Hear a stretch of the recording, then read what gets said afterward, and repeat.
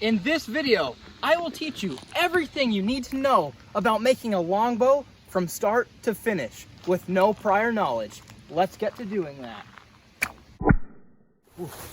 If you enjoyed the video, I would be honored if you subscribed. Is this a bad idea? No. Oh, all right, friend. You want to make a longbow, and this guy is gonna tell you how. This was a black locust tree about 6 months ago, until I cut it down. And as you can tell, it's not a tree trunk anymore, it's a half log. And that's because when I cut the tree down, I split it so it would dry better. There are 3 main considerations when finding a tree to make some bows. The bark should be nice and smooth with minimal knots and branches. You want the tree to be nice and straight. And finally, you want to make sure the type of tree you're getting is good. I have a whole list of trees in the description of this video. This is a white oak tree, and the bow we're making is out of black locust. Also, the wood we're working with today has been drying for 6 months. When you cut down a live tree, the wood is going to be wet, and when wood dries, it's more rigid and springy.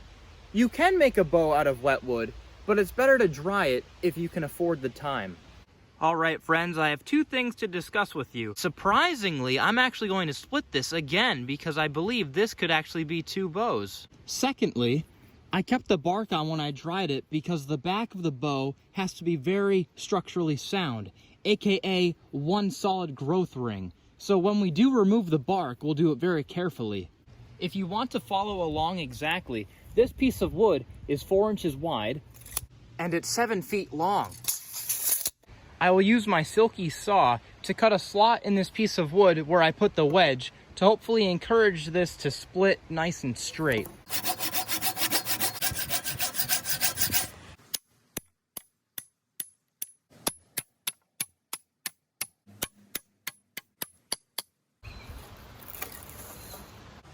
They're both great, but we're gonna use this piece. Real talk, this piece of wood is 7 feet long.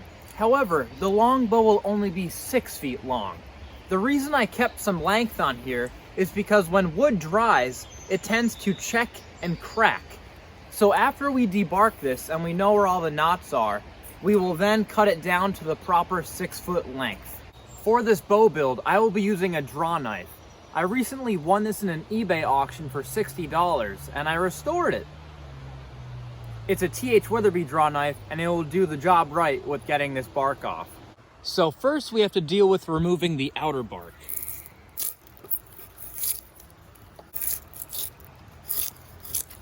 And you see how it's now this tan yellow? That's the inner bark, which is called cambium. The goal is to get down to this yellow sapwood, but we don't want to cut into it.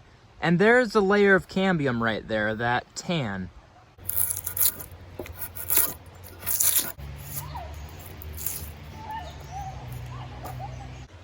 You can already see I got too hasty with the draw knife and I cut into the sapwood a tad. So don't do that, take your time. I'm being a knucklehead.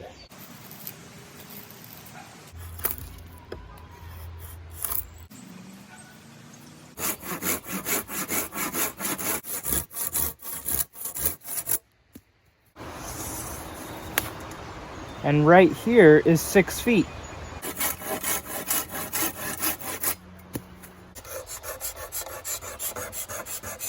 I am using the spine of the saw to scrape off the remaining cambium. All trees have a natural taper going from the bottom to the top, and this bow stave we're working with is no exception. As you can see, this cross section from the bottom of the bow stave is much larger than the top cross section. And a tapered bow stave can be dangerous because a longbow is essentially 2 symmetric limbs. So as we're carving away this bow, keep in mind, this top portion will have less material than this bottom portion. Very soon from now, we'll take a pencil and draw out the bow's profile on the back of the bow. But before then, I'm going to use my Koodman Bushcrafter to carve away the sharp edges on this bow stave so I don't get any splinters.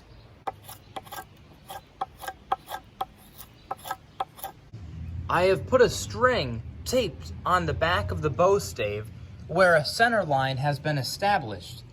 I've taken a pencil and I've marked this center line, which is just below the string. With the help of a yardstick, I have found the true center of the bow.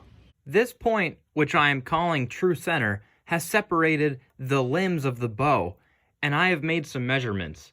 Here I've gone 3/4 inches away from the center on each side.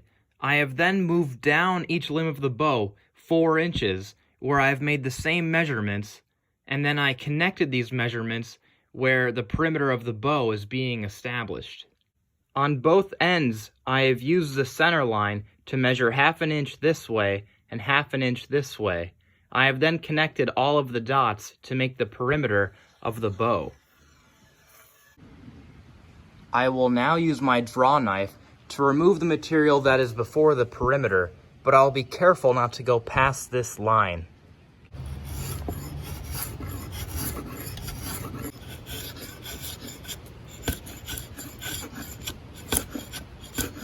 This is what the bow looks like after carving to the perimeter.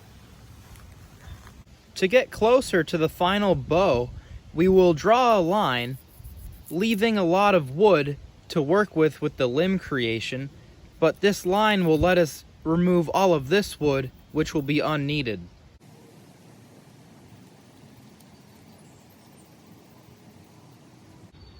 I am keeping the handle of the bow very thick, because when we make an ergonomic handle, we want to make sure there's enough material to do so.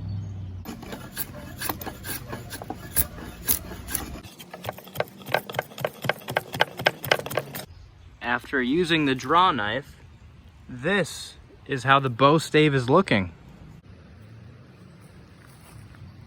The next step is to use your carving knife, and we will carve the belly of the bow to take it from this squared off board style to a more round, refined style.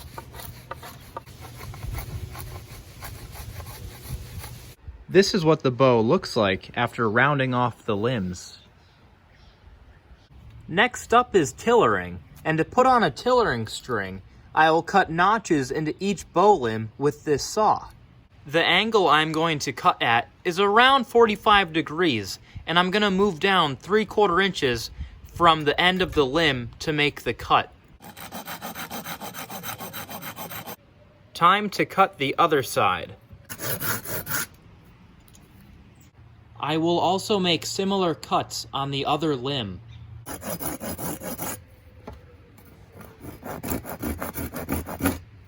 I also found these files in my toolbox, and I'm going to open up these notches more so the string is accepted better.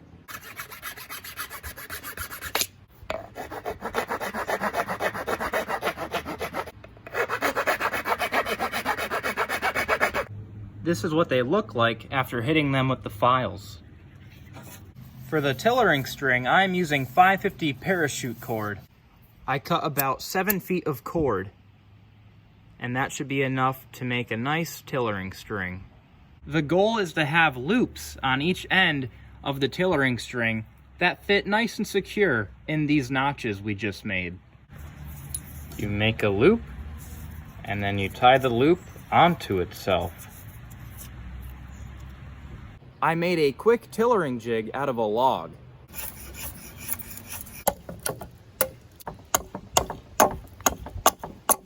Essentially, I used my saw to cut this big notch into the log, and then I carved the log down into this board shape, and then I carved these notches into the board. The bow fits into this notch, and then the string goes behind the bow. I will pull down the string and put it in the first notch. Now we can see how the bow is bending. With the bow limbs, it seems this location is bending the least, so I'll mark it with my pencil and carve it with my knife just a tad.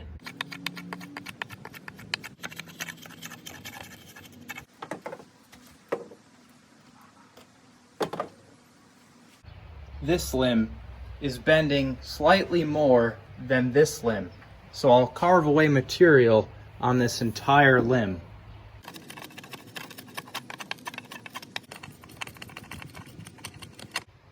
I accidentally took too much material from this limb.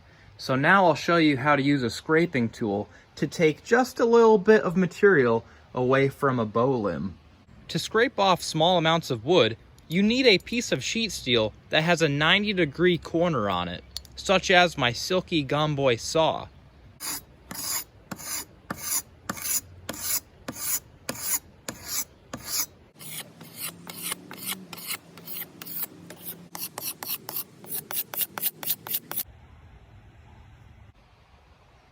I think that did the trick. Time to make a bowstring.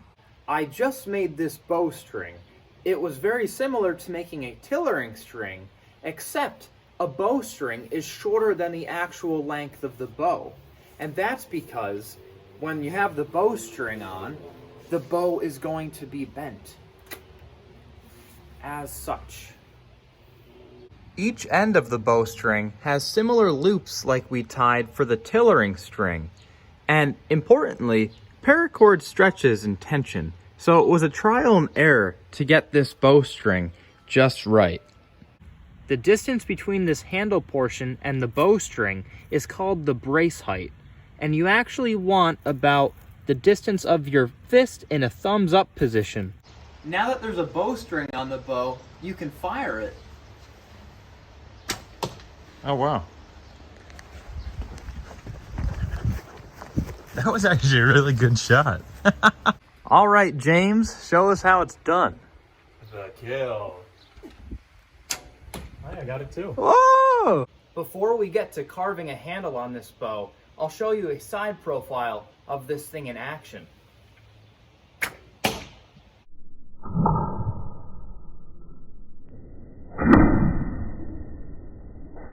The last thing we have to carve on this bow is an ergonomic handle and an arrow shelf.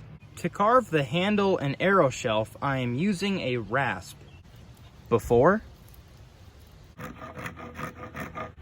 and after. This is the ergonomic handle, and I used the files from earlier to create this intricate arrow shelf.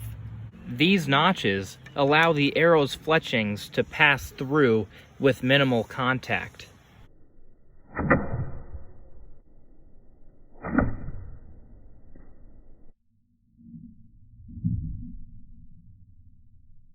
I will finally use 400 grit sandpaper to sand away all of these pencil marks to pretty up the bow.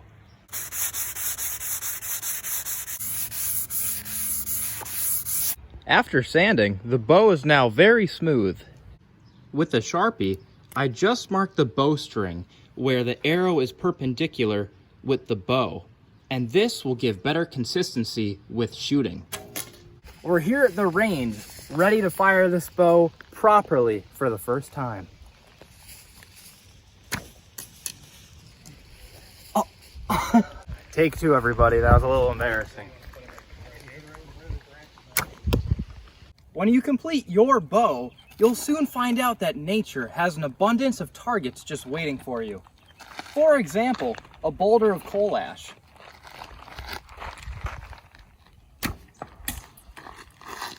Pretty nice. Oh, wow. That was pretty cool.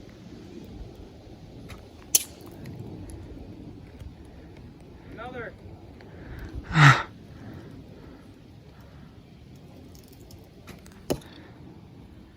was a bullseye. Ooh, that had to break. Arr, arr, arr, arr! Well, it's so misty and I might die. Rolling. Oh! If you find this tutorial sizzling like that beef patty is, please hit like and subscribe. Oh,